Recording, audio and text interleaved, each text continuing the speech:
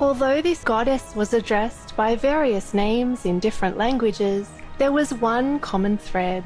She was embraced as the mother of all mountains, with an inherent quality of humility and divinity.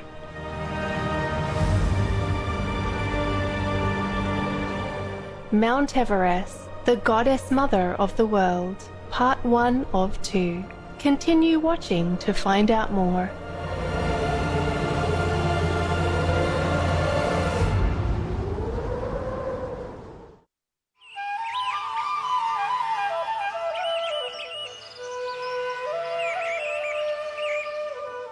If you hear the phrase Ho Surya Jongni, it means how are you in Lepcha, a language spoken by the Lepcha people of Bhutan, India and Nepal.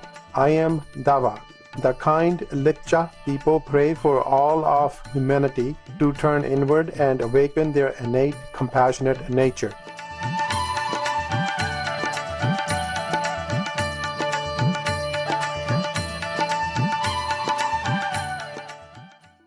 Welcome to part 1 of a 2-part series entitled Mount Everest, the Goddess Mother of the World.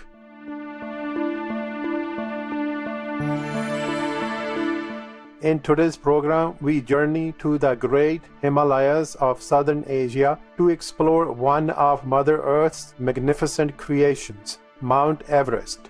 Located on the border of Nepal and Tibet, Mount Everest has an elevation of 29,032 feet or 8,849 meters and is Earth's highest mountain above sea level.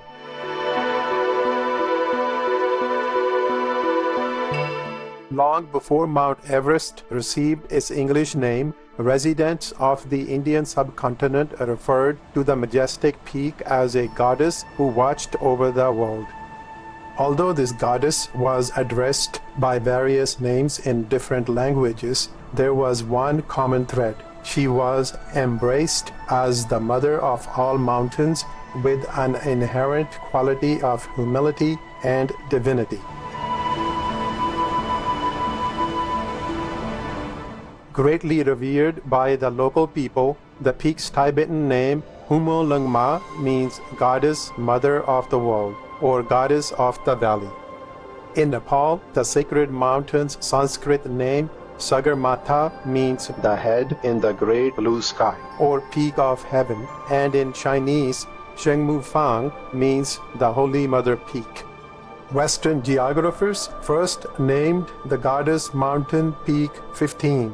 In 1852, the Governmental Survey of India recognized it to be the highest point on the Earth's surface, and in 1865, the Royal Geographical Society renamed Peak 15 to Everest after Sir George Everest, a British surveyor general of India from 1830 to 1843.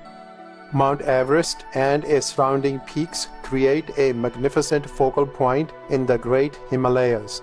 Approximately 40 and 50 million years ago, tectonic action from the collision of the Indian-Australian plate and the Eurasian plate thrust the Himalayan ranges upward.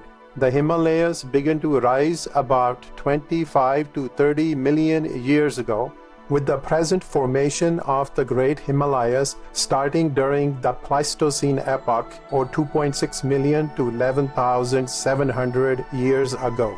Each year, the mountain moves a few inches to the northeast and rises about 5 millimeters or 0.2 inches.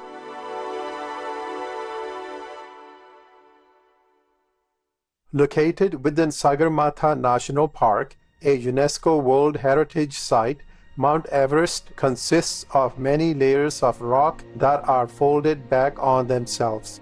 Geologists have classified these rocks into 3 geological formations: the Rongbuk, the North Col, and the Umolangma formations.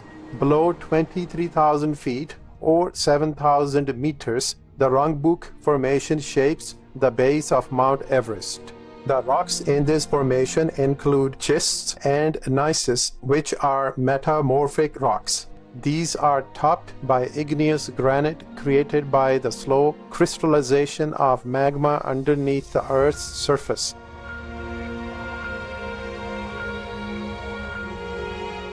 Next is the North Col Formation, which forms the bulk of Mount Everest between 23,000 and 28,200 feet, or 7,010 to 8,600 meters. Sedimentary rocks of marine origin exist at this higher elevation. These rocks are remains from the ancient floor of the Taffy Sea that closed following the collision of the two tectonic plates. The upper part of the North Col Formation, from 26,900 to 28,200 feet, or 8,200 to 8,600 meters, is known as the Yellow Band, a significant limestone formation. The yellow band sits noticeably below the summit pyramid.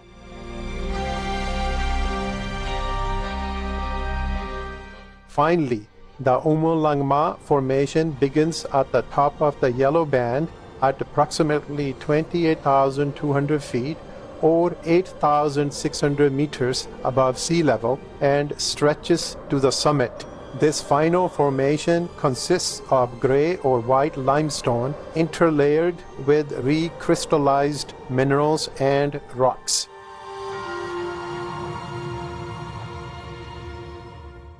The majestic Mount Everest resembles a three-sided pyramid with flat plains that make up the sides, also known as faces. Two faces are joined by a line called a ridge. Rising above Tibet is the north face, the North Col, and the Great and Hornbein Gullies. The southwest face extends above Nepal, and this side of the mountain consists of the South Col and the Khumbu Icefall, with large ice blocks that have proven extremely dangerous and a colossal challenge for climbers. The third face is the east face, or Kangshung face, which also rises above Tibet. With below freezing temperatures and powerful winds, Mount Everest has an extreme climate that is at times unpredictable. On the summit, the warmest mean daytime temperature occurs in July and is about -2 degrees Fahrenheit or -19 degrees Celsius. The coldest month is January, which averages -33 degrees Fahrenheit or -36 degrees Celsius, but can plummet to as low as -76 degrees Fahrenheit or -60 degrees Celsius. The summit of Mount Everest is covered by hard snow capped by 5 to 20 feet or 1.5 to 6 meters of softer snow.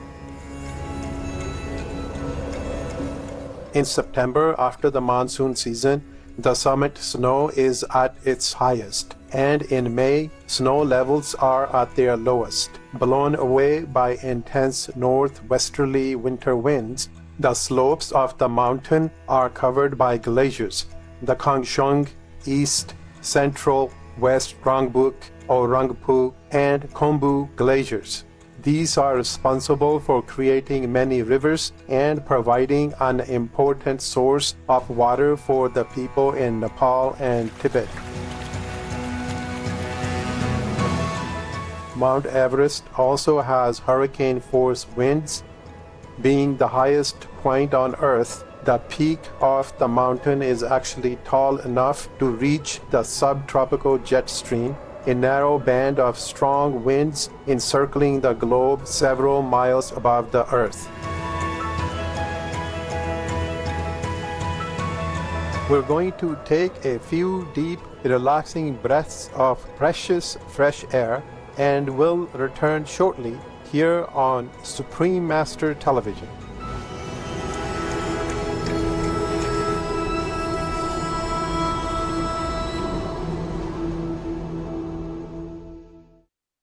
Dabei verzichten wir völlig auf die Tiere, die dürfen ihr glückliches Leben auf der Weide weiterführen.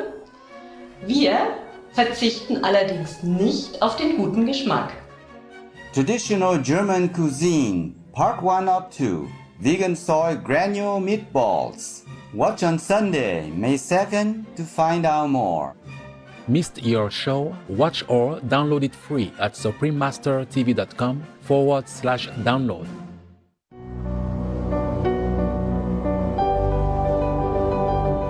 Welcome back to Mount Everest, the goddess mother of the world, part 1 of 2. The flora and fauna that call Mount Everest home somehow thrive despite the harsh climatic conditions and high altitude. During the monsoon season, mid-June to August, most plants on the mountain grow and bloom, creating green hillsides and a picturesque landscape. The lower elevation of the mountain includes deciduous and coniferous forests with cascading waterfalls. This forested lower zone houses various plants such as birch, juniper, blue pines, firs, bamboo, wild rose, hemlock, and spruce.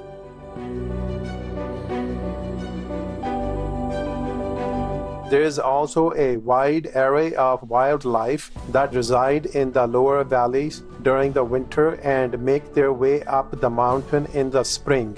They include pikas, the golden langur monkey, the Yunnan snub-nosed monkey, the takin, which is occasionally referred to as the goat antelope, the musk deer, the Himalayan black bear, and the goat-like Himalayan thar.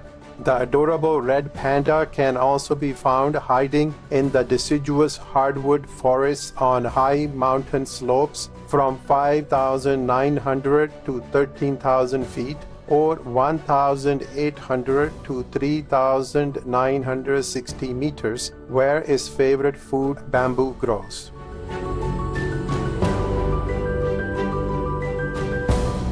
At a higher elevation, the forests become dry alpine shrubland and further upwards turn into flowering plant meadows. The plants in this area conserve water well and are short and strong. The lower shrubland is filled with shrubs, rhododendrons, mosses, and lichens, and the alpine meadows are covered with wild flowers, including edelweiss,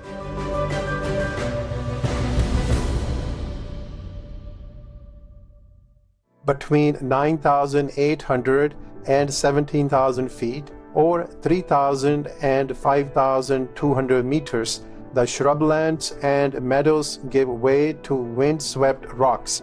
Snow leopards live at this altitude, where their thick fur protects them from the chilling weather, and their gigantic paws enable them to grip the rocky terrain.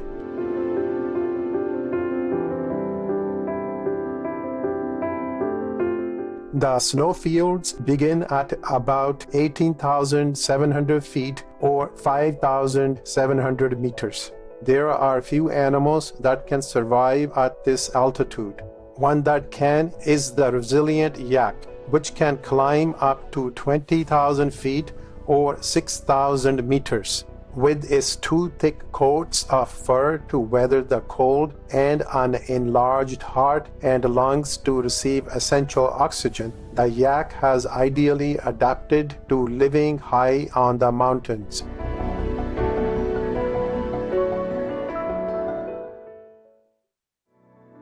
At about 18,690 feet or 5,700 meters above sea level is the tree line of Mount Everest.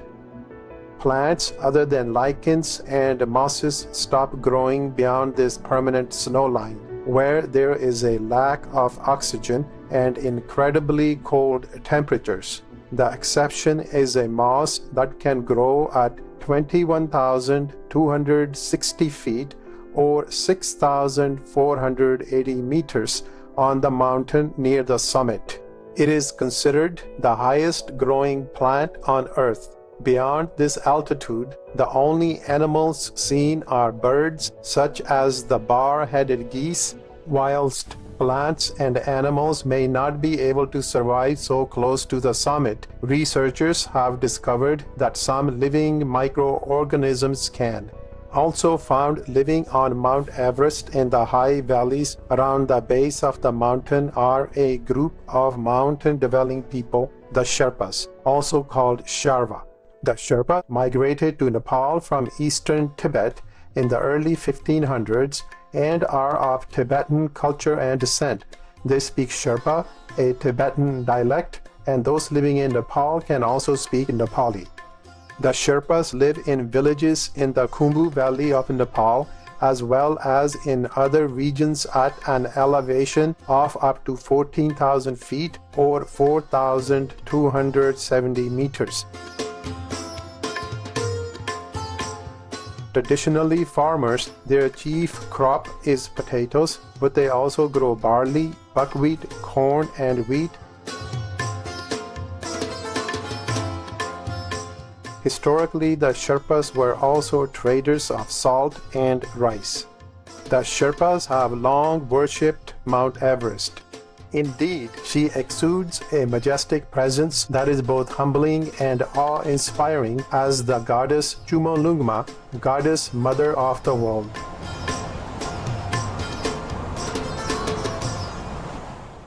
Adventure-loving viewers, thank you for your delightful company today. Join us again on Friday, May 7th for part 2 of Mount Everest, the goddess mother of the world. Coming up next is resistance training, a simple workout to strengthen muscles, part 2 of 2, right after noteworthy news here on Supreme Master Television. May all of us be guided by our inner wisdom and compassion. Our programs offer many languages. Please visit suprememastertv.com/schedule and suprememastertv.com/NB. Nos programmes offrent plusieurs langues. Veuillez visiter suprememastertv.com/schedule et suprememastertv.com/NB. Nuestros programas ofrecen varios idiomas. Visiten suprememastertv.com/schedule y suprememastertv.com/NB. ਸਾਡੇ programme ਪੇਸ਼ ਕਰਦੇ ਹਨ ਅਨੇਕ ਭਾਸ਼ਾਵਾਂ। ਕਿਰਪਾ ਦੇਖੋ suprememastertv.com/schedule ਅਤੇ suprememastertv.com/NB।